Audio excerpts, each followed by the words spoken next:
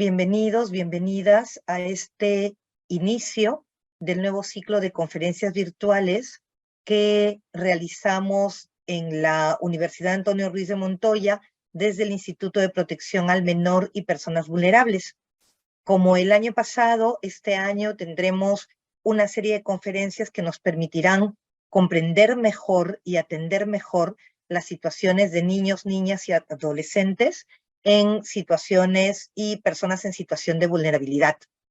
El día de hoy tenemos un tema sumamente importante e interesante para un país como el nuestro, donde hay tanta diversidad cultural, enfoque intercultural para el acompañamiento de niños, niñas y adolescentes.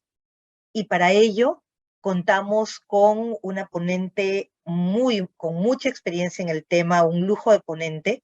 Ella es Karen Farfán, la magíster Karen Farfán Torres, quien es licenciada en Derecho y con maestría en Cooperación Internacional para el Desarrollo, con especialización en conciliación extrajudicial, conciliación en familia y con experiencia en la defensa y promoción de los derechos de la infancia en programas y proyectos sociales.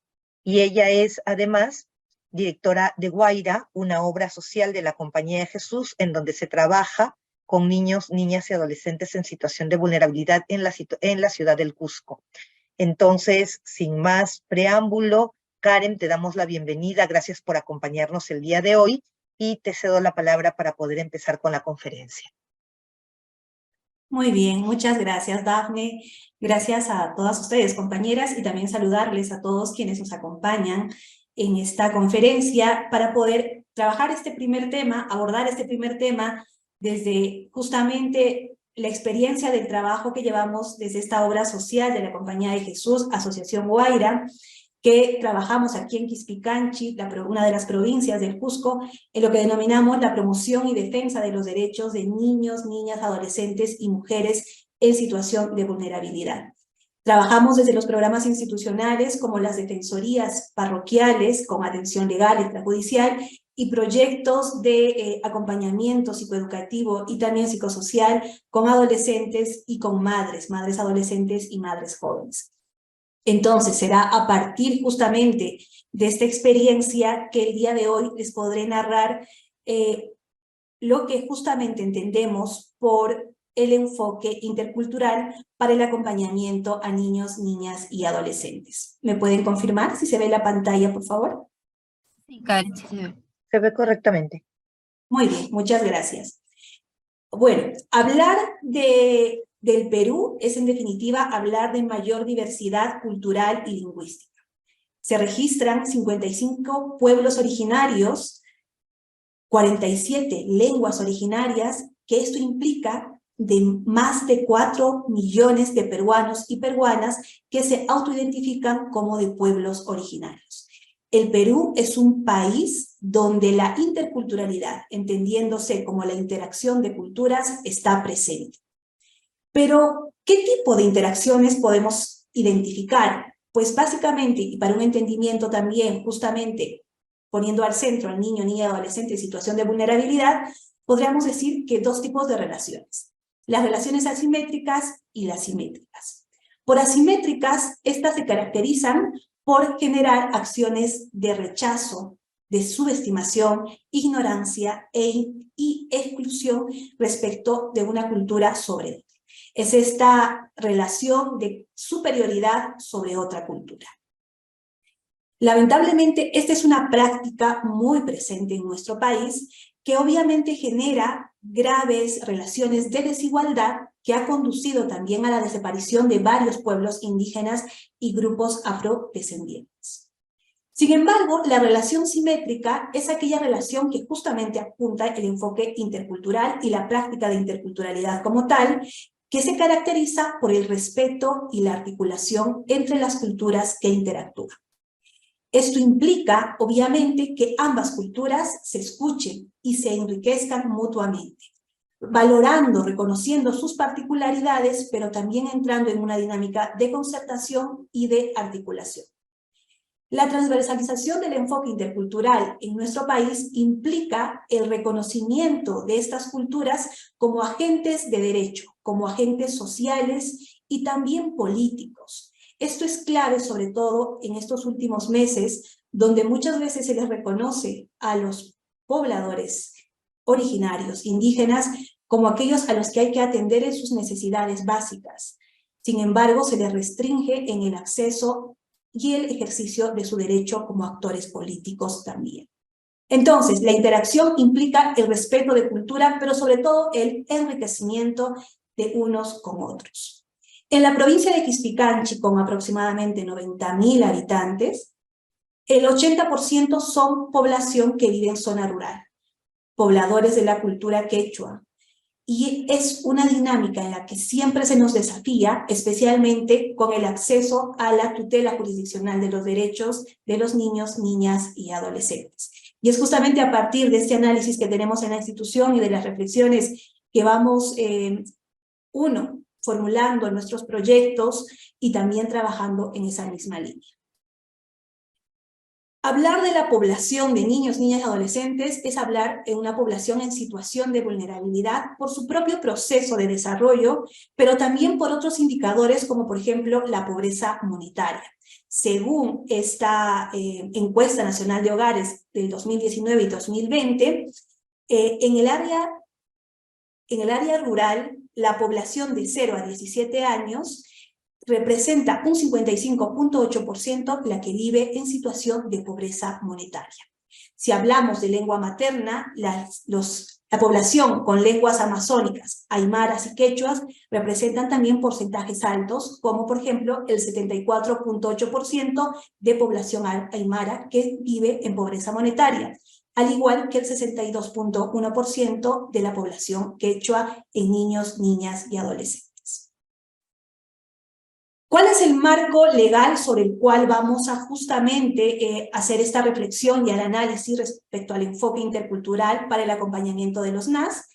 Uno, pues en un marco internacional, en la Declaración de Derechos, en la Convención de Derechos refrendados por el Estado peruano, los que podemos ver aquí en pantalla, pero entre los que destacan, por ejemplo, el convenio 169 de la Organización Internacional del Trabajo, la consulta a los pueblos originarios, la consulta previa a los pueblos originarios, o como la Declaración sobre los Derechos de las Personas pertenecientes a minorías nacionales, étnicas, religiosas y lingüísticas.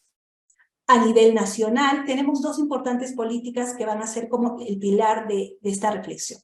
Uno, la Política Nacional para la Transversalización del Enfoque Intercultural, aprobado en 2015, una importante política que orienta el accionar del Estado a través de sus diferentes sectores y de los gobiernos.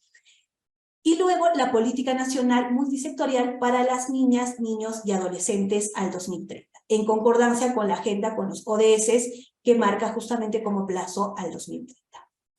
Luego tendremos normativas sectoriales, como es el Decreto Supremo 009 del 2019 del Ministerio de Cultura, que aprueba los lineamientos para incorporar el enfoque intercultural en la prevención, atención y protección frente a la violencia sexual contra niños, niñas, adolescentes y mujeres, y el Decreto Supremo 001-2023, o sea, este año, que aprueba los lineamientos para incorporar el enfoque intercultural en la prestación de los servicios públicos, ¿no? Este es el marco sobre el que esta noche podremos generar la reflexión. Vamos a partir con este diagnóstico justamente de la Política Nacional Multisectorial para los NAS. En esta política generan un diagnóstico actualizado sobre el ejercicio de los derechos de los NAS. Y se parte por el supuesto de que hay un limitado ejercicio justamente de los derechos. Y reconoce 6 causas directas y otras más a nivel de causas indirectas. La primera, los que corresponde a insuficientes condiciones para una vida saludable, condiciones reducidas para el desarrollo de la autonomía de los NAS, desfavorables entornos familiares para la protección de este grupo poblacional, limitado reconocimiento de la participación también de los NAS, y limitadas condiciones para el desarrollo de los NAS en condición de vulnerabilidad. Especialmente nos vamos a centrar en estos 5 primeros. Muy bien. ¿Qué entendemos cuando hablamos por insuficientes condiciones para una vida saludable? La política reconoce 3 subcausas: el limitado desarrollo de prácticas de cuidados saludables para los NAS y para las madres gestantes y lactantes, las precarias condiciones de habitabilidad y el limitado acceso a servicios de salud. Especialmente quiero hacer énfasis en este indicador clave, que es la mortalidad neonatal y la mortalidad infantil en los niños menores de 5 años en nuestro país. Según las indicaciones entre 2011 y 2018, 10 por cada 1000 nacidos vivos menores de 28 días mueren en nuestro país. De estos, 14 de los 1000 nacidos vivos corresponden a un quintil inferior de riqueza. Hay una mayor situación de riesgo respecto a la pobreza monetaria. La mortalidad infantil, quiere decir en menores de 1 año, es un poco más alta, 24 casos por cada 1000 nacidos vivos. Y en el área rural se pasa solamente entre 2011 y 2018 de 26 a 22 casos de muertes por cada 1000 nacidos vivos. Y finalmente, respecto a la mortalidad en NAS menores de 5 años, hay una importante cifra de disminución. Del 2011 al 2018 disminuyó de 21 a 12 por cada 1000 nacidos vivos. Hay un importante indicador a nivel del quintil inferior de riqueza, este sigue siendo alto, pero especialmente en el área rural el indicador solo se movió de 29 fallecidos el 2011 a 28 en el 2018 por cada 1000 nacidos vivos en el área rural. La mortalidad infantil neonatal está muy relacionado con la atención, con la práctica de cuidado de los NAS y de las madres gestantes y lactantes. Que al referirnos a pueblos originarios, indígenas, esto implica no solamente el acceso al servicio de salud a través del SIS, que al parecer es una de las brechas que se está logrando cerrar. Toda la población tiene SIS, pero eso no garantiza a la calidad del servicio, ni mucho menos a las relaciones entre las personas y los recursos en la prestación de la atención de salud. Lamentablemente, cuando nosotros trabajamos con madres adolescentes y madres jóvenes, muchas de ellas cuentan experiencias conocidas como violencia obstétrica en el momento del parto, porque son jóvenes, porque son de comunidades campesinas, porque solo tienen el dominio del idioma quechua, o que también no cuentan con la pareja en el momento del parto. Esta es una situación, obviamente, aparte de ser violencia, que restringe y que limita cada vez más el acceso a una atención oportuna en el proceso de gestación. Durante la pandemia, estos índices se redujeron tremendamente. Es más, a nivel nacional, solamente los establecimientos de salud atendían casos relacionados a la COVID. Todos los demás se paralizan. Entonces, si bien respecto a la cobertura del seguro de salud hay un importante avance, tenemos que identificar que el tema tiene que ver respecto a la atención de calidad y cómo, sobre todo mujeres de zonas rurales, de pueblos indígenas o originarios, se sienten temerosas y con limitaciones para ese acceso. Pero estas limitaciones no solo se centran en el trato del personal de salud, sino también en otras variables. Por ejemplo, desde Asociación Guaira venimos acompañando en la formación, capacitación a las y los promotores de salud comunitaria.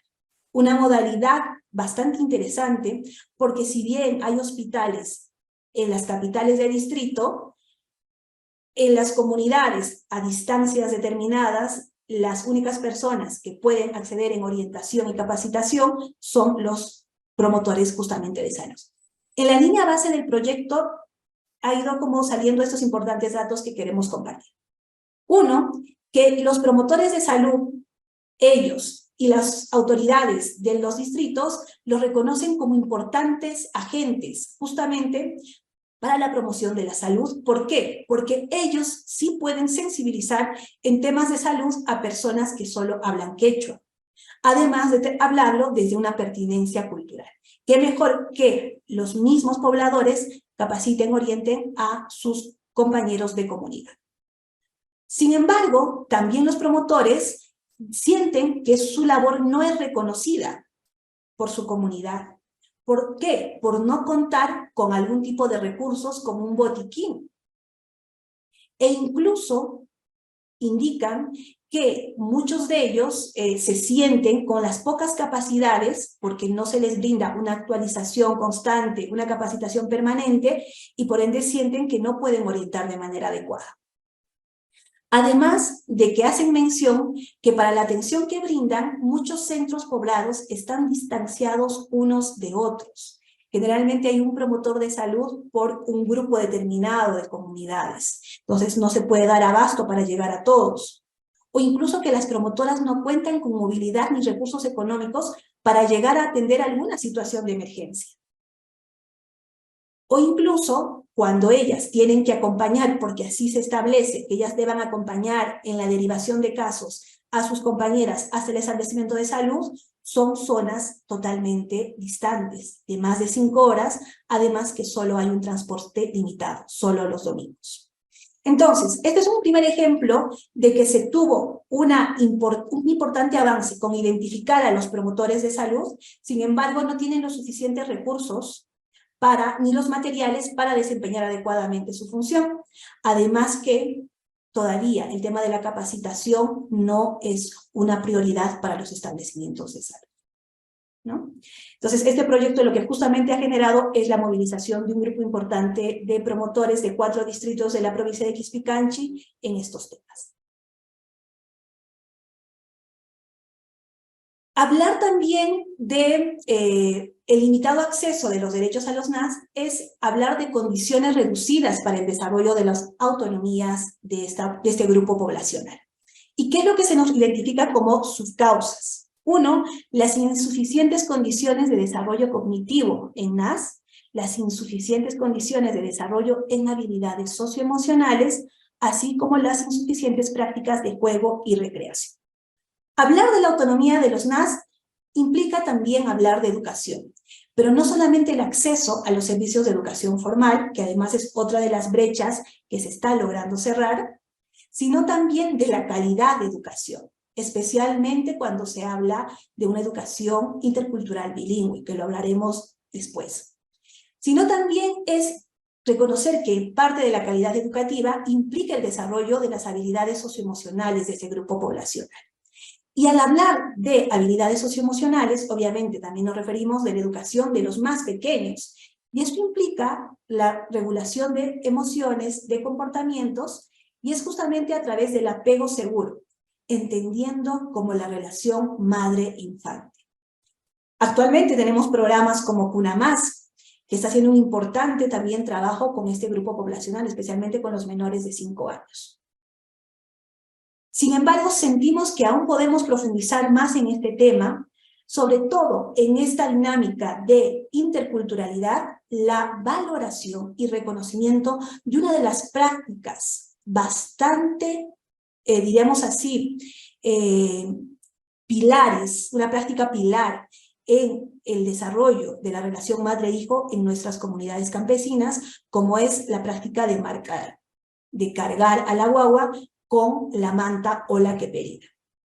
Estas son fotos de las mamás que acompañamos en el programa de Guaira, que se llama Uñasunchis, que significa creceremos. Es un programa de acompañamiento a un grupo de madres, adolescentes y jóvenes, quienes, por ejemplo, pueden ver en la primera foto, todas ellas marcan a sus guaguas. Marcar a la guagua implica estar siempre unida a ella, a él.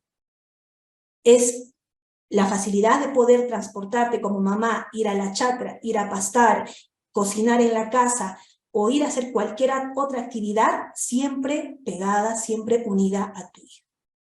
Es una práctica bastante interesante, que creo yo que a veces por nuestro desconocimiento podemos creer también que es una práctica muchas veces de desprotección. Si a mi guagua la llevo para actividades de chacra, para estar en la cocina, para mi reunión de la comunidad o para ir a una determinada actividad de mi comunidad, también la puedo llevar para determinadas prácticas en el ejercicio de mis derechos ciudadanos políticos. Esta práctica implica un inicio de apego, pero necesitamos seguir fortaleciendo más, porque muchas veces la guagua solo está arriba y no le puedo ver la carita. Entonces también es ir incorporando estos elementos de reflexión con las mamás, para que ellas puedan tener espacios también de interactuar de rostro a rostro con sus hijos. Poder ver también sus emociones. Claro, muchas veces está llorando y hago movimientos para que se calme, o ya sé su llanto para darle de lactar, pero también tener esa interacción, poder ver al hijo, poder ver a la hija, reír, verlo caminar y tal. Entonces son prácticas que también se viene realizando desde los programas de Guaira, pero que sobre todo parte por valorar una práctica tan importante en el mundo andino, el marcar a la guagua. Desde la Defensoría del Pueblo, especialmente desde el programa de pueblos indígenas, el 2015 elaboraron una importante supervisión de los servicios del Estado, justamente en garantizar el derecho a la salud, educación, vida libre de violencia, de comunidades rurales en las regiones de Amazonas, Huancavelica, Junín, Lima, Loreto y Puno. Y quiero hacer énfasis especialmente en los resultados respecto al tema de educación. Como decía, la educación a nivel de acceso es una de las brechas que se está logrando cerrar. Sin embargo, hay otras características que se debe tomar en cuenta. Uno de ellos es respecto al acceso, permanencia y culminación de educación secundaria. Dice que para los pueblos, justamente en comunidades campesinas, las amplias distancias geográficas, que en muchos casos separan las comunidades de las instituciones educativas, donde las niñas y adolescentes concurren, implica muchas veces una limitación respecto a la permanencia y conclusión oportuna. Entendemos que el Estado siempre priorice que para que una escuela se abra, pues tiene que haber 25 estudiantes como mínimo. Sin embargo, en las comunidades más alejadas, esta cantidad no suele llegar. Por eso, lo que hacen es juntar, diríamos así, convocar a varias comunidades para que vaya a una determinada comunidad para que vayan a estudiar. Sin embargo, hay prácticas como las largas distancias, además del riesgo que se corre en el traslado, que justamente limitan esta posibilidad. Se han generado estrategias interesantes, como por ejemplo los colegios, los centros de alternancia rural con internamiento, o aquellos que sí, que implicaba el internamiento de lunes a viernes o por 15 días. Sin embargo, estas son las modalidades de educación que tienen menos recursos y sus condiciones de alojamiento son bastante complejas. Lo digo porque aquí en Quispicanchi hay dos importantes centros con los que trabajamos desde Guaira en los proyectos, y es población a la que requiere un mayor acompañamiento también por las situaciones de riesgo que corren al convivir adolescentes, hombres y mujeres, y al muchas veces no tener la supervisión y el acompañamiento de los docentes de manera adecuada. Luego también habla que justamente una de las indicaciones de la falta de culminación en la educación secundaria tiene que ver con que las adolescentes, especialmente mujeres, no cuentan con las mismas posibilidades de desenvolverse en condiciones de igualdad respecto a sus compañeros hombres. Y esto obviamente implica también que ellas están en mayor riesgo de ser violentadas, en mayor riesgo de que se les encargue otro tipo de labores en la casa, como el cuidado de sus hermanos menores, o que también se le encargue el cuidado de algún adulto enfermo o de alguna persona adulta mayor. Esto obviamente impide no solamente la conclusión de la educación secundaria, sino también la continuidad de la formación superior. Y esto obviamente reduce las posibilidades de contar con mujeres profesionales indígenas que puedan contribuir al diseño y la dotación de servicios desde la educación. Hace un rato justo hablábamos por interno con Dafne y Claudia, y hablábamos de un caso de una de las profesionales en psicología que también es de una comunidad importante aquí en Quispicanchi, que el logro en su formación profesional no solamente es un logro personal, sino que tiene gran repercusión en su comunidad. Finalmente, la educación intercultural bilingüe, que también es una de las implementaciones que se está dando especialmente en la educación primaria, aún sigue teniendo desafíos en la educación secundaria. ¿En qué sentido? Uno, en la disponibilidad de docentes, en los documentos de diversificación curricular, en los materiales educativos y en el efectivo cumplimiento de este derecho. Aquí en Quispicanchi, Cusco, también está el programa de educación rural Fe y Alegría, que acompaña a más de 26 instituciones, de las cuales 4 de ellas son de educación secundaria. Es reciente esta intervención, desde hace, al parecer, 4 años o 3. Sin embargo, su propuesta es justamente elaborar una propuesta de educación, una propuesta de las instituciones educativas secundarias que necesitamos para nuestro contexto de ruralidad, ¿no? Ha sido un importante trabajo también de incidencia y sobre todo de acompañamiento a los mismos docentes de estos niveles educativos. Muy bien. Hablar también de la autonomía de los NAS es hablar de su derecho a la recreación, al juego. Según también Endes, en el 2019, más de 1/3 de los niños, niñas de 24 a 71 meses de edad regulan sus emociones y comportamientos en situaciones de frustración y establecimiento de límites. Y eso es importante sobre todo para la educación de nivel inicial. Hay una importante contribución, además que en los últimos años también de cambio de mentalidad respecto a que inicial es un espacio de juego, de fortalecimiento de habilidades y no donde los niños tienen que aprender a leer y escribir para que vayan bien preparados a primaria, ¿no? Entonces yo creo que también el sector de educación hace importantes esfuerzos. ¿Qué propuesta se tiene desde el Estado y qué propuesta también nosotros, más que como Asociación Guaira, con las parroquias jesuitas en Quispicanchi, se tiene? El 2012 se apertura la primera ludoteca parroquial en Andahuaylas, tras un diagnóstico que se realizó respecto al grupo poblacional de niños, niñas menores de 5 años en Andahuaylas. Lo que decían las familias, los papás y las mamás, es que consideraban al juego como una pérdida de tiempo y que preferían que sus hijos puedan ser responsables ayudándoles en la crianza de sus animales menores, en la crianza y cuidado de sus hermanos menores. El juego como una pérdida de tiempo. Se estaba perdiendo la importante posibilidad del desarrollo psicoemocional de los niños. Se crea la defensoría, se crean las ludotecas, pero también desde un trabajo sumamente importante. Trabajo desde la pertinencia cultural. Lo que se trabaja en las ludotecas obedece a una dinámica que se vive en la comunidad. En la primera imagen podemos ver a todos los niños danzando en lo que es una yunzada, una práctica cultural de celebración, de agradecimiento también a la tierra, a la Pachamama por la producción, por los animales, por sentirse parte de una comunidad.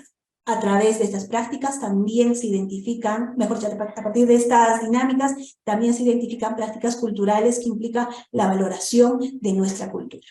En la otra imagen, si bien no se ve bien, lo que aquí se acostumbra es que en agosto se elaboran las tantahuaguas o los pancaballos, ¿no? Que es una práctica bastante interesante, sobre todo de conmemoración a nuestros familiares que ya no están en el plano terrenal, ¿no? Es una valoración a la historia familiar, a la historia de la comunidad, y también es una práctica perfectamente que se da en la comunidad, en las ludotecas, y que además se invita a los papás y a la comunidad para que sean parte.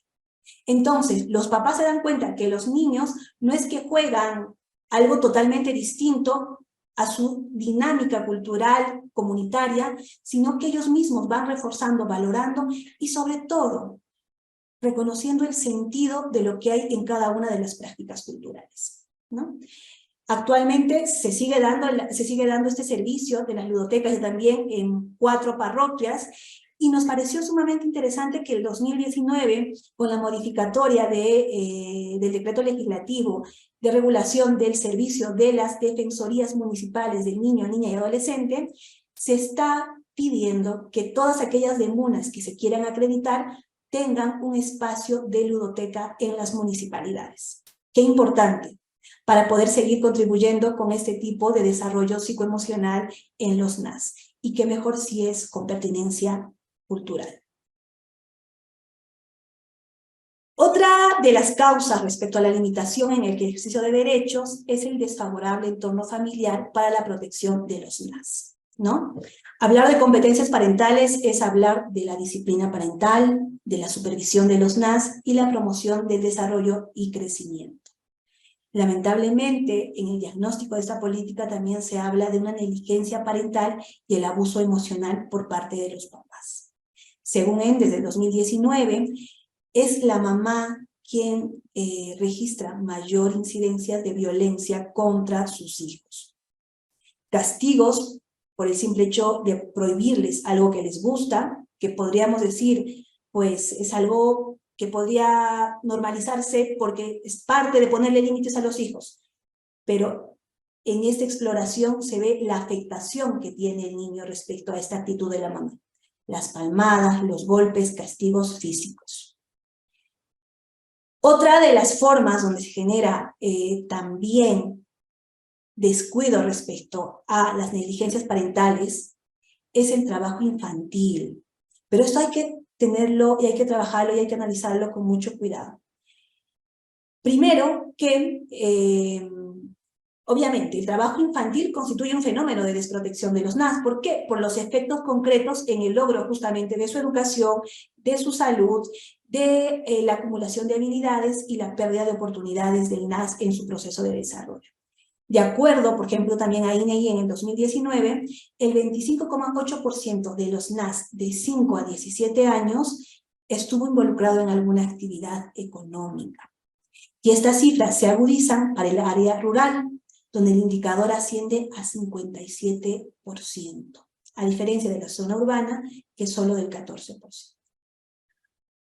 Hay una práctica, en definitiva, hay una práctica muy importante en la cultura andina, que es el trabajo de la tierra, el trabajo agrícola, el trabajo de pastoreo, de crianza de animales. Es sumamente importante y esto los niños desde temprana edad asumen estos roles. De pronto el indicador es aquí que está involucrado en una actividad económica, recibe una retribución económica, lo que nos hace ver que no necesariamente es el trabajo en el entorno de su familia, sino con otras personas que obviamente le pagan. Esto sí es una situación de riesgo, ¿no? Porque estaría expuesto a varias dinámicas que pone justamente en riesgo, valga la redundancia, respecto a limitar el acceso de sus derechos o a los tipos de violencia que puede sufrir. Es una práctica que lamentablemente hay que ver su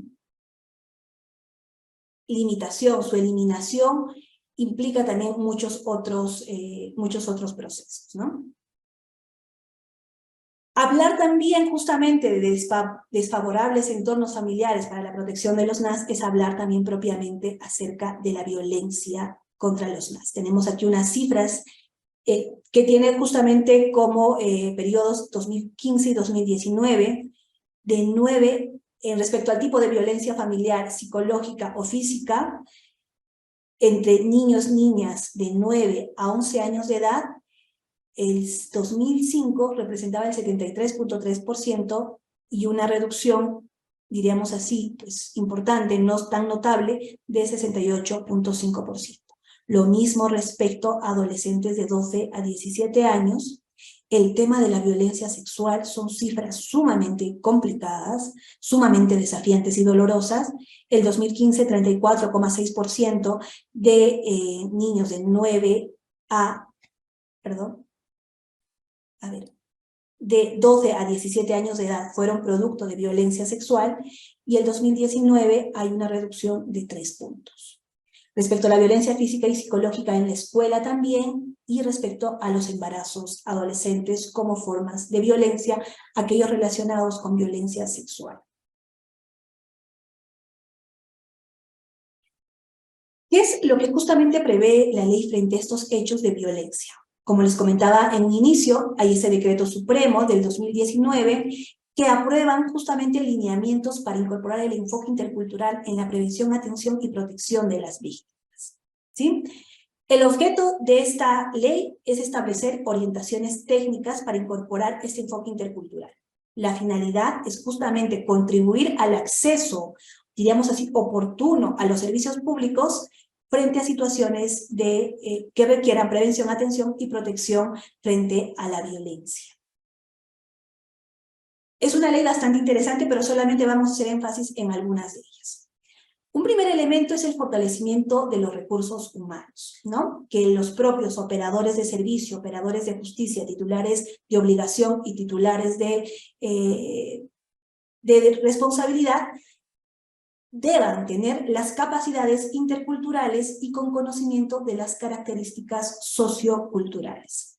Hablar de capacidades interculturales implica una capacidad de diálogo, de intercambio, de respeto pleno de la manera de ver y entender el mundo de otra cultura. En este caso, por ejemplo, estar en Quispicanchi implica una importante capacidad de poder conocer y aprender y respetar dinámicas de vivencias en las comunidades campesinas. También que cuenten con personas que tengan la posibilidad de mediar culturalmente en las actividades de prevención, atención y protección frente a la violencia de niños, niñas y adolescentes. Que entren en este diálogo.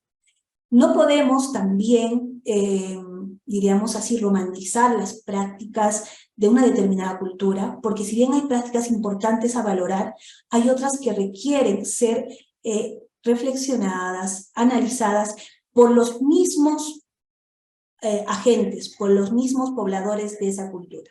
Lo que a nosotros nos corresponde como Estado, desde los diferentes servicios, como ONGs que trabajamos en este territorio, es ir acompañando en este proceso de reflexión con elementos que les ayuden y que les permitan entender. Nunca imponer, sino que permitamos ingresar en un proceso de reflexión con ellos. A nivel del diseño y adecuación de instrumentos normativos y de gestión, se habla de implementar mecanismos sencillos en las lenguas indígenas u originarias predominantes de la localidad. Esto implica, en definitiva, sí, usar el idioma de este pueblo originario, pero también de usar o dejar de usar palabras técnicas que nosotros sentimos a veces como no nos damos cuenta y hablamos de términos que ellos... Hablamos de revisión médico-legal. Tú dices, a ver, ¿qué cosa quiere decir eso? ¿No? O hablamos de cámara GESEL. Obviamente, la posibilidad de adaptar un idioma más simple y cercano a la población es un importante derecho, una importante condición para el acceso a este derecho. Habla de otros elementos como el involucramiento con la comunidad. Habilidades tan a veces básicas, pero que lamentablemente no todos lo tienen, y para contar con personas que trabajan en determinados territorios se requiere es ser cordiales y cuidar el lenguaje corporal. Cuidar el no realizar juicios de valor, de superioridad, ni comportamientos, comentarios, sonidos o gestos que obviamente generen o que sean inapropiados para un determinado grupo poblacional. Respecto también al involucramiento de la comunidad, nos hablan de generar espacios de coordinación permanente y activa con las autoridades justamente del sistema de justicia especial, en este caso, por ejemplo, los ronderos de las comunidades campesinas, para que ellos también estén involucrados en estas actividades de prevención, atención y protección.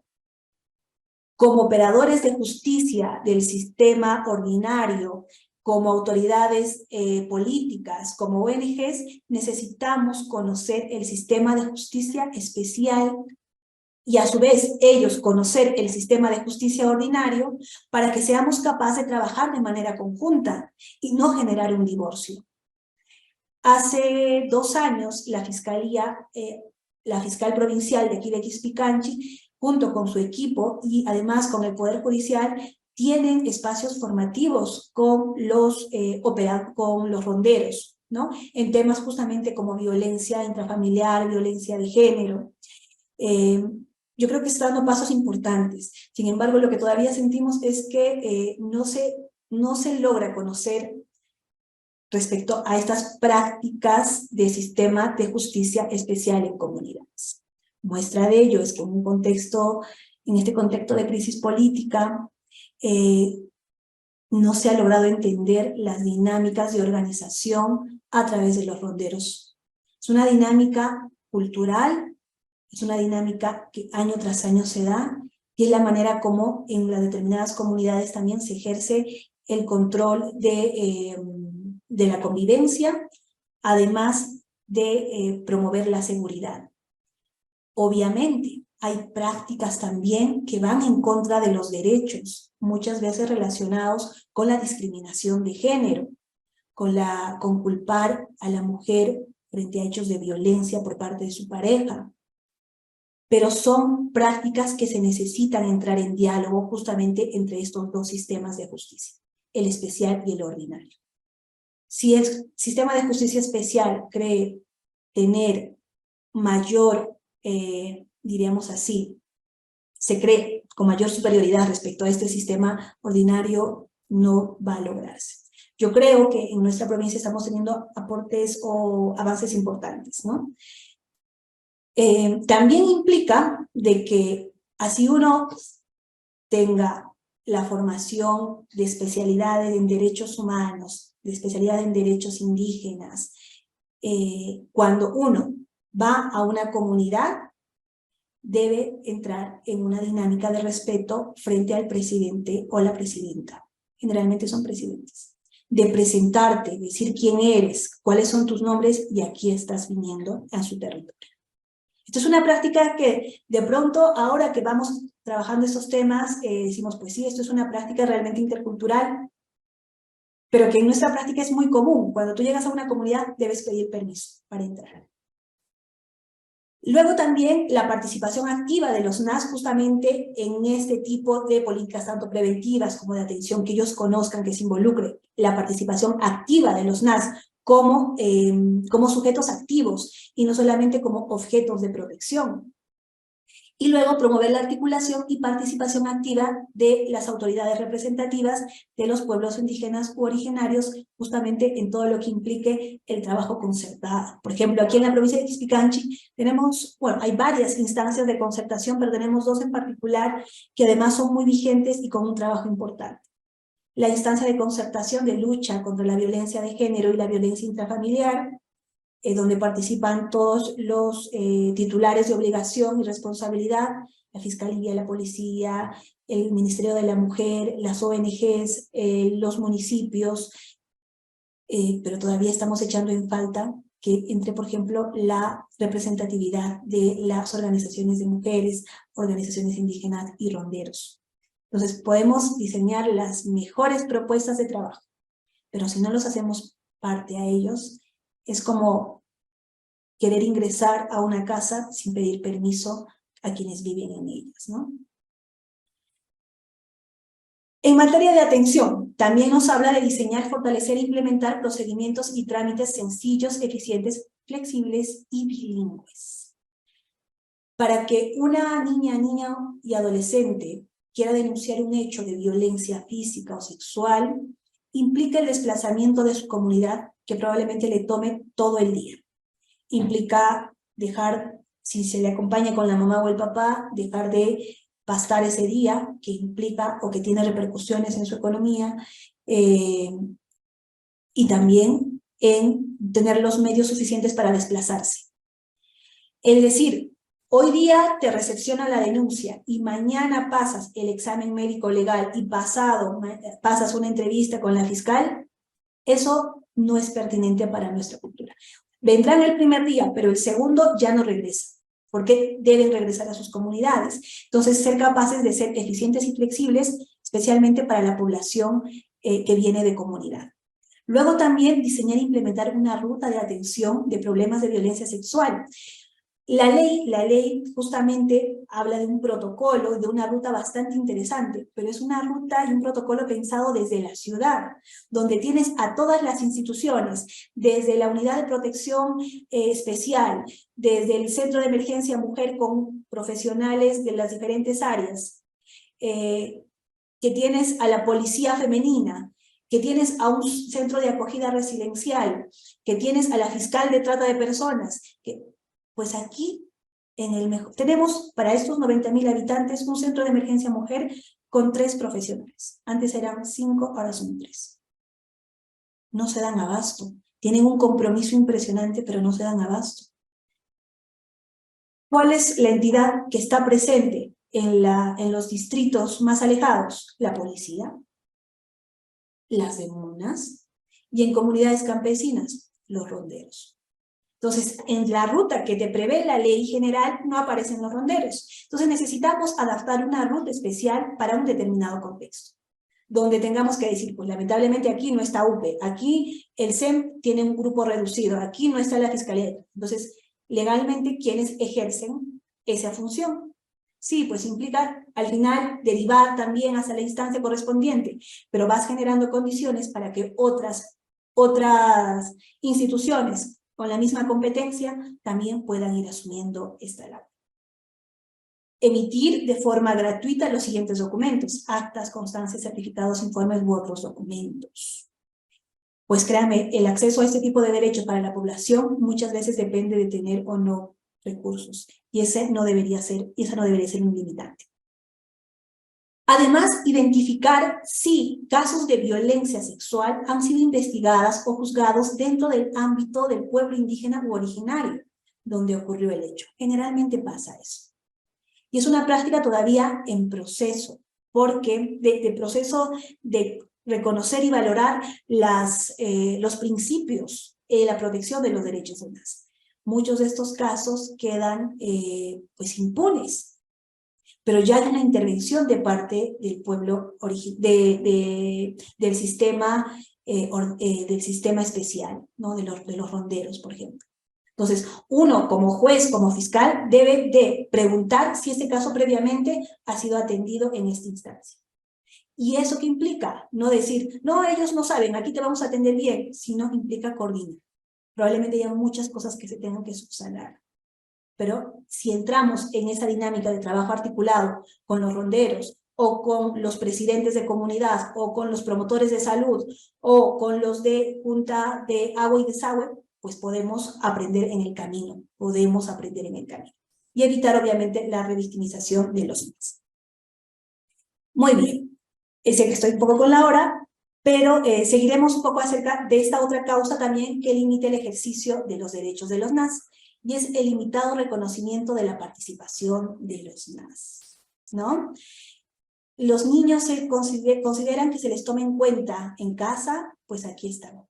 Niños de 9 a 11 años de edad dicen que sí, en mayores también. Esto en comunidades campesinas, en distritos en comunidades, se reduce. La participación efectiva de los NAS en un entorno político, diríamos así, es que se reconoce también en la política multisectorial de los NAS, lo que se denomina como CONAS, los Consejos Consultivos de Niños, Niñas y Adolescentes. Es una instancia de participación de los NAS, donde además las autoridades deberían consultar y validar con este grupo de líderes NAS todas aquellas políticas o iniciativas donde tengan que ver este grupo poblacional, y escucharles a ellos antes de generar una propuesta a nivel de ordenanza municipal, de presupuesto participativo, de un proyecto en presupuesto participativo. Es una manera efectiva de hacerlos partícipes, pero muchas veces acciones como la discriminación, como el limitado acceso a la zona urbana, o que todavía es muy limitados estos espacios, se restringe obviamente este derecho.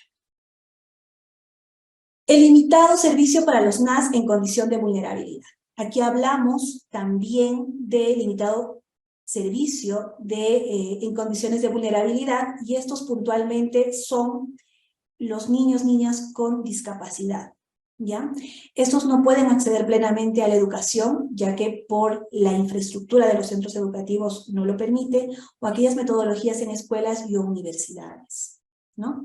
Dice que, según el Censo Nacional del 2017, existen en el Perú 3 millones de personas con algún tipo de discapacidad, de los cuales 61.409 corresponden a niños, niñas menores de 6 años.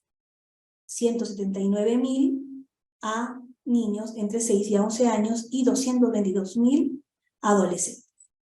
Bajo el enfoque de interseccionalidad, el ser un niño con discapacidad de un pueblo originario implica mayor situación de riesgo. Si tan solo por ser de pueblo originario no tenía acceso a culminar la educación secundaria, esto se limita aún más cuando es en condiciones de discapacidad. También se habla de las situaciones de discriminación que sufren los NAS y se da especialmente por tres tipos: autoidentificación étnica, orientación sexual y orientación de género, y el grupo de migrantes. A nivel de autoidentificación étnica, que es el indicador, la variable con la que justamente se midió y se reconoce cuánta población se autoidentifica como pueblo originario, en la Política Nacional de Cultura del 2023 nos dice que el 53% de la población peruana son racistas o muy racistas. Se consideran ellos mismos racistas o nos consideramos como racistas o muy racistas. Y especialmente esta discriminación es contra la población quechua aymara en un 59%, los afrodescendientes y los indígenas amazónicos. El tema de orientación sexual y orientación de género también es un indicador de discriminación. Es una de las condiciones por las que se genera mayor discriminación. Según el estudio de PROMSEC en 2018, la violencia homofóbica en las escuelas es un fenómeno principalmente masculino. Se podría resaltar algunos hallazgos como que en la violencia homofóbica los hombres son más frecuentemente víctimas que las mujeres, en comparación con otros tipos de violencia. Y respecto a los migrantes, a NAS migrantes, en POVE realiza justamente con INEI en 2018 un estudio desde donde se identifica que el 20,4% de los NAS habrían padecido discriminación, especialmente los varones, sobre un 23,1%. Luego, el 23,3% de los niños y adolescentes de 3 a 5 años de edad están insertados en el sistema educativo, solo el 25,3%. Esto, si bien se incrementa en población de 6 a 11 años con el 46%, también se reduce de población de 16 a 16 años. Las principales causas: problemas económicos, el sistema educativo que no está con las condiciones para poder incorporar e incluir a este grupo poblacional, y obviamente la carencia de documentos necesarios para estudiar. Quería hacer presente esto porque si bien sigue siendo un desafío el trabajo con los NAS de los pueblos originarios indígenas, ya necesitamos ir entendiendo que también tenemos la población migrante. Y esto nos desafía a seguir incorporando mecanismos que la ley lo establece, pero que sigue siendo al final un desafío en la realidad, especialmente por condiciones muy relacionadas con estereotipos, como lo que decíamos, con la poca valoración, o más al contrario, la exclusión, o creernos culturas superiores respecto a otras, ¿no? Yo creo que nuestro contexto actual también visibiliza esa problemática. Muy bien, eso es lo que hoy día quería compartir con ustedes, y ahora lo que entiendo, Gabriela o Dafne, es que pasaríamos a un espacio también de preguntas. Sí. De preguntas, sí. Muchísimas gracias, Karen, por esta interesante ponencia que nos hace pensar en todo lo que tenemos que atender y ver respecto de la atención de niños y niñas en entornos rurales, en entornos culturales diferentes al limeño, occidental y más tradicional, ¿no? En la parte de abajo de sus pantallas van a encontrar el link para hacer preguntas y respuestas. Se llama así, preguntas y respuestas, está al lado del chat. Entonces ahí esperamos las preguntas que tengan para Karen el día de hoy. Y mientras, Karen, yo te voy haciendo una pregunta doble, que es, hemos hablado del tema de acceso a la educación, de acceso a la salud, cómo, sobre todo con el tema de acceso a la educación a las niñas, ahí hay una doble discriminación, porque no solamente es por el tema de la procedencia cultural, que hay, del lugar de procedencia, perdón, que puede haber dificultades para el acceso a la educación, sino muchas veces se prioriza educar al varón sobre la mujer. qué han encontrado ustedes, qué tipo de resistencias y qué tipo de trabajos también están haciendo con las familias y qué se necesita hacer con las familias para superar esta brecha que tiene que ver también con creencias culturales, ¿no?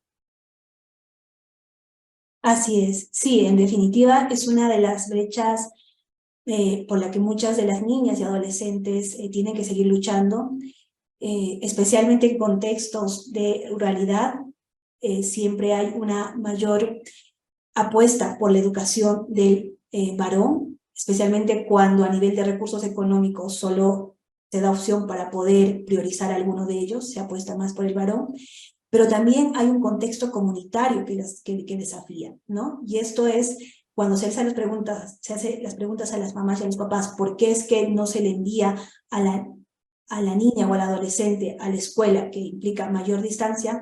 Es justamente porque corre riesgo de ser violentada, porque puede conseguir su pareja y salir embarazada. Entonces, también hay condiciones que van mucho más allá también de la propia dinámica de apuesta por la familia, sino también un contexto que violenta y agrava y limita también el ejercicio de las mujeres, ¿no? Especialmente de las niñas y de las adolescentes. Ya es un tema que se está logrando trabajar. Siento que ahora cada vez que se habla con las mamás, con los papás, está muy presente en ellos el tema de la igualdad, aunque sabemos que otro tipo de factores como el tema económico también sigue siendo, o la pobreza sigue siendo una condición que ellos mismos se dicen. No podemos educar, que ella se vaya a tal lugar implica que yo alquile una habitación en ese lugar donde va a estar, que yo pueda disponer más recursos para su alimentación, en fin, ¿no? Se puede hablar, está en proceso de hablar, los papás identifican el tema de la igualdad, un lugar siempre privilegiado para trabajar es la escuela, especialmente en lo que llamamos como las escuelas de padres. Si a un niño o niña desde inicial, primaria, se acompaña en este proceso y también a los papás se van dando cuenta, uno, de las habilidades y del potencial que tienen sus hijas. Y se sienten partes también del proyecto de vida de sus hijos. No están separados, sino se sienten parte. Entonces sentimos que cada vez hay más papás, más mamás involucradas también con la educación de sus hijos. Entonces una apuesta siempre es el tema de las escuelas, ¿no? Del trabajo en las escuelas. Y tenemos una primera pregunta aquí que es algo bien importante, pasos concretos que se están dando para evitar la revictimización en los casos de abusos sexuales de menores. Tú nos has hablado de cómo el sistema, y es algo que sabemos es revictimizante y es especialmente revictimizante en casos de personas de zonas rurales que no tienen el acceso a la justicia y que tienen menos recursos para pedir esta justicia también y acceder a sus derechos. Entonces, ¿qué pasos concretos hay para evitar esta revictimización? Sí, a ver, ¿qué es lo que en la práctica se da? Podríamos decir, voy a lanzar una cifra y eso no, yo sé que no es adecuado, pero digamos así que casi un 90% de los casos que se denuncian de violencia contra los niños y adolescentes ya tenía conocimiento la familia, si es en un contexto de ruralidad, la comunidad, e inclusive tuvieron algún tipo de diálogo con el agresor, con el supuesto agresor. O sea, ya hubo, diríamos así, una intervención extraoficial que lamentablemente todavía por estos estereotipos se le ha tenido que preguntar 1000 veces a la niña qué es lo que ha pasado, cómo ha pasado, no solamente de repente la mamá, sino también la abuela, la tía, y quizás las hayan enfrentado con sus agresores. Entonces, ya cuando llega la denuncia a la policía o directamente a la fiscalía o a las demunas, lo que se hace inmediatamente es, yo creo que esta es una práctica que ha ido mucho con la formación, mejor dicho, más que formación, con los espacios de autoformación desde las instancias. La instancia de concertación provincial aquí en Quispicanchi se reúne todos los meses. Y una de las actividades que prioriza son los espacios de autoformación. Convocan a especialistas, entre ellos mismos evalúan los casos más difíciles y se va generando también una retroalimentación.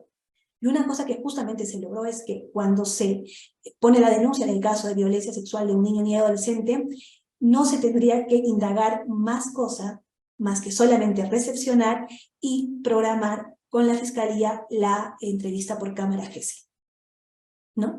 Es una apuesta. Y sí o sí, en la indagación, ver si especialmente se procede de una comunidad campesina, si tuvo una intervención, las rondas campesinas, los presidentes comunales u otro tipo de agentes comunales, que además podrían perfectamente ayudar en la declaración de casos, ¿no? Eso es lo que se da. Se quiere aportar con eso, pero sentimos que todavía se sigue generando mucha revictimización. Porque luego además el colegio también conoce este caso y diríamos así, de buena fe, la maestra, el psicólogo también quieren acompañar, pero muchas veces no tienen como las herramientas adecuadas, ¿no? Y quieren hacerle quieren ayudarla, pero muchas veces no se da, ¿no? Pero yo creo que por lo menos con estos protocolos que se generaron al interior de la provincia y sobre todo con los espacios de interacción entre los operadores de justicia, ya se va identificando estos procesos, ¿no? Ujú. Muchas gracias. Parece ser que no hay otra pregunta por ahora. Vamos a dar un minuto más para que se sigan respondiendo preguntas.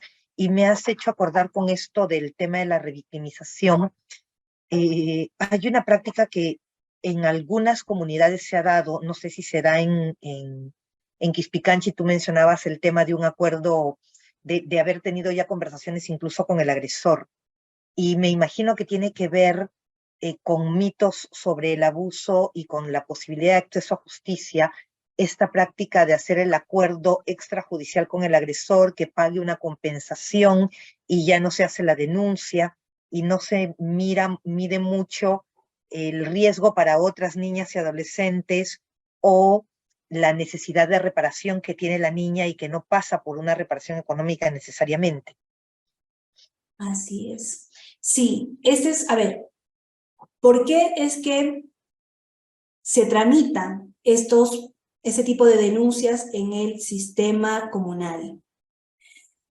Uno, porque muchas de las familias sienten que logran tener mejor acceso, o sea, más práctico. Mejor voy con mis autoridades comunales, porque implica mucho traslado ir hasta la capital del distrito. Una de las indicaciones. Dos, también porque hay el tema de creencias que, bueno, si pasó un tipo de violencia contra una niña o un adolescente, es porque probablemente haya también una responsabilidad en ello.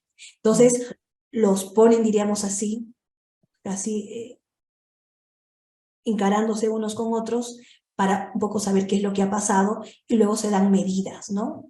Pues que van desde lo que le llamamos aquí chicotearles, hasta también retirarles de la comunidad, ¿no? O quitarles sus tierras. También ellos ejercen ese tipo de castigos. Entonces, sí, todavía yo creo que hay estereotipos, creencias respecto a por qué se genera la violencia contra las niñas que involucra. Pero también yo recuerdo que muchas de las familias que habían logrado tener este tipo de acuerdos decían que, si bien cierto habían puesto una denuncia en la policía, en la fiscalía, no les habían atendido oportunamente. Entonces dicen, mejor resuelvo en mi comunidad, es más rápido, ¿no? Y algún tipo de justicia llega. Algún tipo de justicia llega.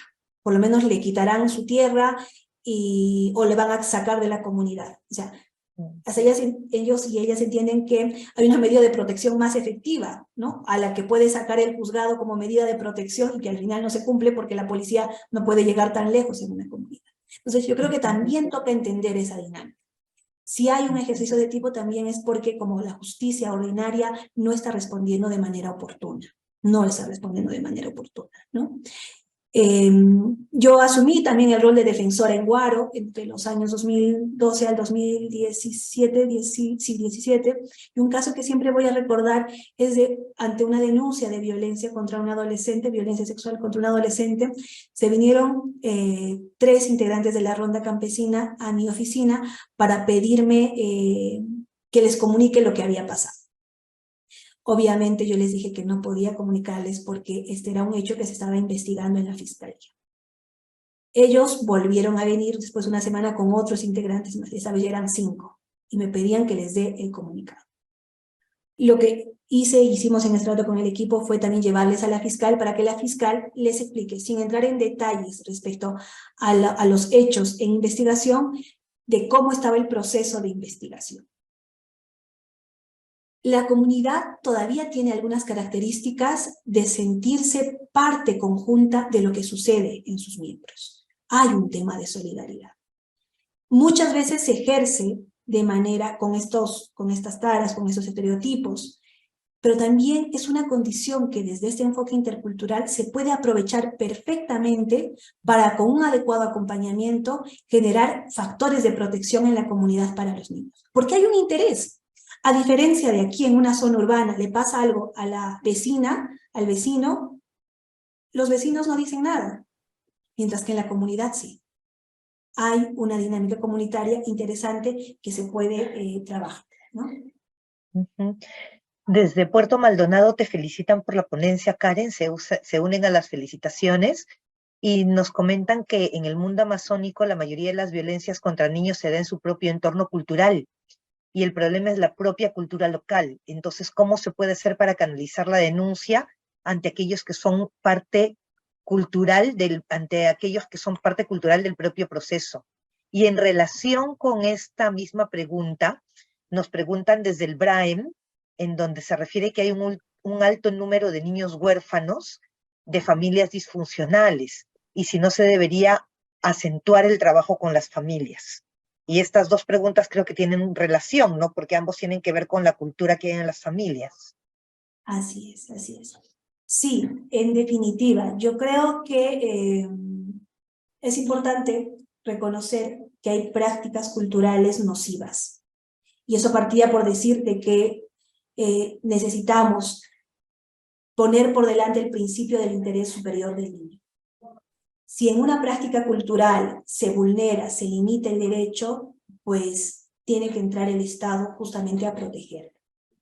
¿Sí? Tiene que entrar a protegerlo.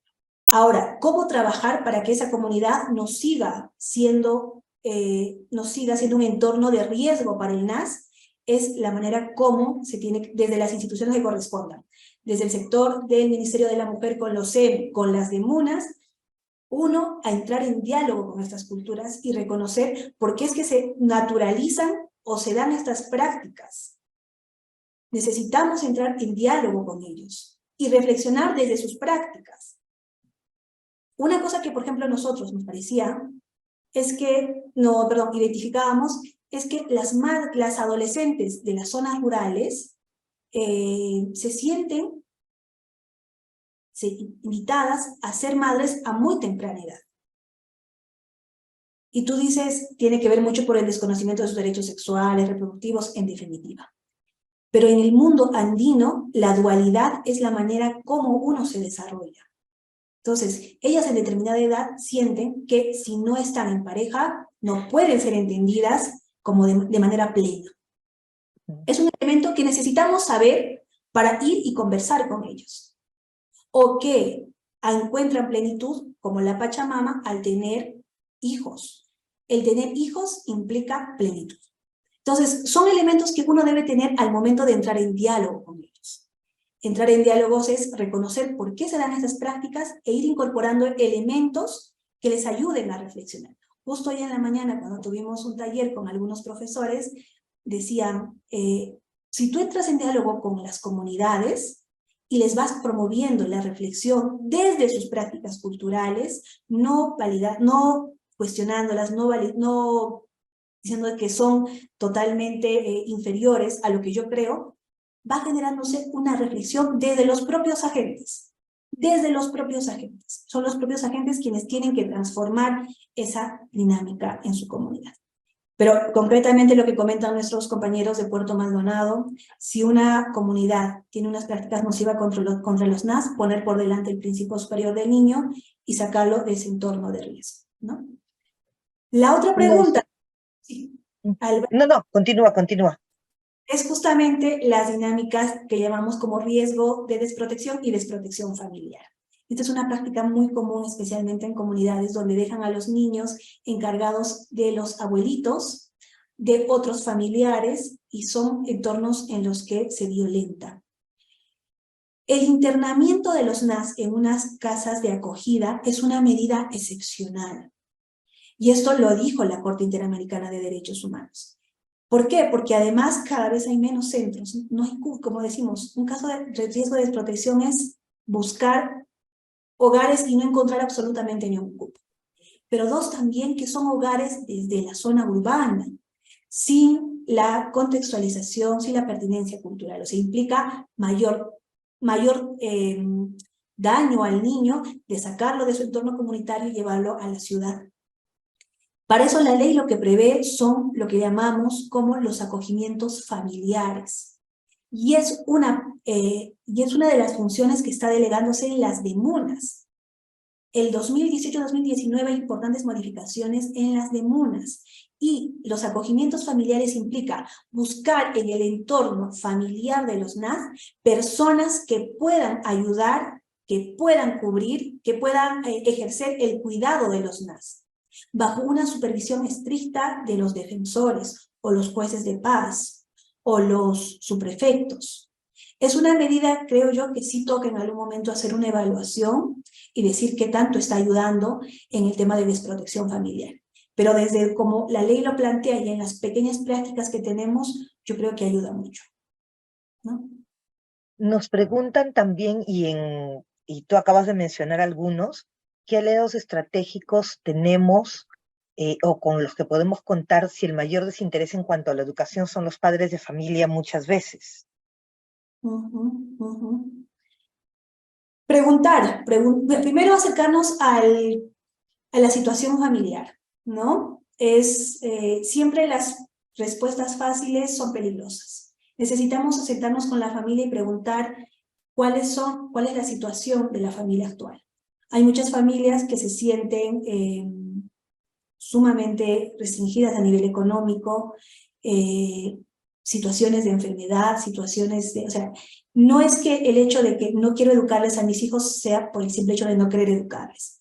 Hay causas detrás que estratégicamente el Estado debería de responder de manera adecuada. Si no es el Estado, otro tipo de instituciones, otro tipo de grupos, ¿no?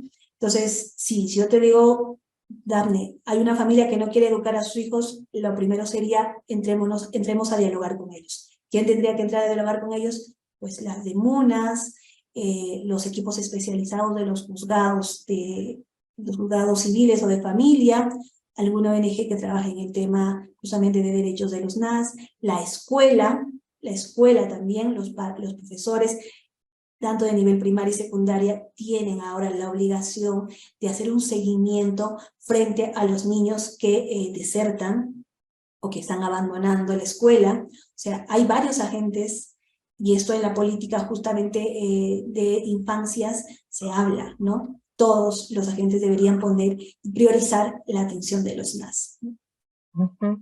Y por último nos preguntan qué espacios concretos hay para el acompañamiento de las víctimas, ya no solo por el tema legal, sino para su restauración. Me imagino que médico, psicológico y otros aspectos que se requieran, ¿no? Totalmente.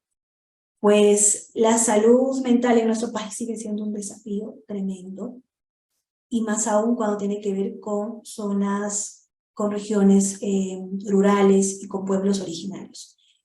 Por ejemplo, aquí en Quispicanchi hay un centro de salud mental comunitario que ha significado un gran aporte, porque anteriormente los establecimientos de salud tenían una profesional en psicología por 50.000, no, exagero, 40.000 habitantes. No se daba abasto absolutamente para nada. Entonces, estos espacios de centro de salud mental comunitario yo creo que ayudan. Además que tienen estrategias también de pertinencias en zonas rurales, que quiere decir que es normal que una mujer, niña, adolescente, no se sienta en confianza de hablar en una entrevista directa con el psicólogo o la psicóloga. Sus prácticas, su dinámica cultural siempre va a ayudar al diálogo conjunto, al hablar con otras personas en su misma situación, con lo mismo que han pasado. Eso es algo, por ejemplo, que desde el espacio de trabajo en Huayla tenemos. Huiñasunchis es un espacio de comunidad de madres adolescentes, todas ellas agrupadas por características en común. Han sufrido tipos de violencia de género, algunas violencia sexual, algunas están afrontando procesos de filiación, porque no se les ha reconocido a sus hijos, procesos de alimentos. Y lo que hace la psicóloga es promover un diálogo conjunto para que todas ellas puedan ir trabajando sus propias dinámicas personales. Entonces, ¿qué espacios hay? Apuntaríamos por los centros de salud, desde las áreas de psicología, y ojalá los centros de salud mental comunitaria. Si no, buscar en la comunidad si hay algún tipo de ONG o incluso algunas de MUNAS también que cuentan con un personal adecuado para este tipo de atenciones. Muchísimas gracias, Karen, de nuevo. Se unen aquí en el chat para agradecer la conferencia y el espacio de hoy. Ha sido muy interesante y enriquecedor para nosotros. Vamos a quedarnos aquí el día de hoy. Gabriela les va a mandar, Gabriela Costa, que trabaja con nosotros en el Instituto de Protección, va a enviarles una encuesta para que nos respondan sobre la conferencia de hoy. Y les recordamos que tenemos programadas conferencias a lo largo del año y las personas que asisten por lo menos a 3 de las conferencias virtuales de este año les hacemos un certificado de participación por parte del instituto y la universidad. Y por último, invitarlos a la charla del 25 de mayo. La siguiente charla es el 25 de mayo y será sobre el tema de poder y servicio en la vida religiosa. Entonces, los esperamos, las esperamos. Gaby está poniendo en el chat en este momento la encuesta para que puedan entrar. Si ustedes entran al chat en este momento, van a encontrar el link de la encuesta para que puedan entrar a responderla y de todas maneras se les va a enviar por correo por si acaso. Muchísimas gracias nuevamente. Muchísimas gracias a Karen. Buenas noches.